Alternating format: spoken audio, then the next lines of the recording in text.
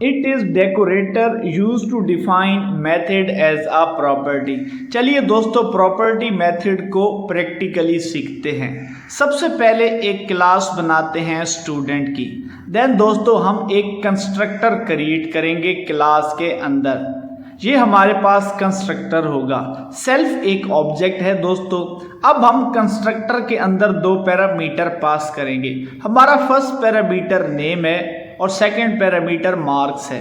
दोस्तों अब इन पैरामीटर्स को ऑब्जेक्ट की मदद से इनिशियलाइज कर रहे हैं। Self dot name is equal to name, self dot marks is equal to marks. दोस्तों कंस्ट्रक्टर को क्रिएट करने के बाद हम प्रॉपर्टी मेथड यूज करते हैं और प्रॉपर्टी मेथड को लिखने का बेस्ट वे होता है at the rate of property. दोस्तों अब हम मेथड क्रिएट करेंगे प्रॉपर्टी मेथड के अंदर डेफ मार्क्स इनटू सेल्फ और यहाँ हमारे पास रिटर्न करेगा सेल्फ डॉट अंडरस्कोर मार्क्स। दोस्तों अंडरस्कोर मार्क्स लिखना मैंडेटरी है प्रॉपर्टी मेथड के अंदर। अब हम इंस्टेंस क्लास बनाएंगे s is equal to student और स्टूडेंट के अंदर दो पैरामीटर्स की वैल्यू पास करेंगे। Name is Ali and marks will B 90। दोस्तों आप कोई भी नेम लिख सकते हैं, कोई भी मार्क्स एंटर कर सकते हैं और सिंपली यहाँ प्रिंट करेंगे s डॉट मार्क्स। हमारे पास मार्क्स की वैल्यू एक्सेस हो जाएगी।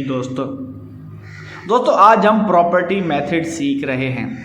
Eight the rate of property it is a decorator use to define method as a property. दोस्तों प्रॉपर्टी जो होती है वो मेथड को एज ए प्रॉपर्टी यूज करता है। हमारे पास मेथड है मार्क्स, लेकिन इंस्टेंस क्लास के अंदर हमारे पास ये method as a property use हो रहा है। हमने यहाँ तो मेथड बनाया है मार्क्स, लेकिन दोस्तों कोड की लास्ट लाइन के अंदर जब हमने इंस्टेंस क्लास बनाई है तब हम मार्क्स को एज ए प्रॉपर्टी यूज कर रहे हैं। आउटपुट में जाएंगे हमारे पास मार्क्स है 90।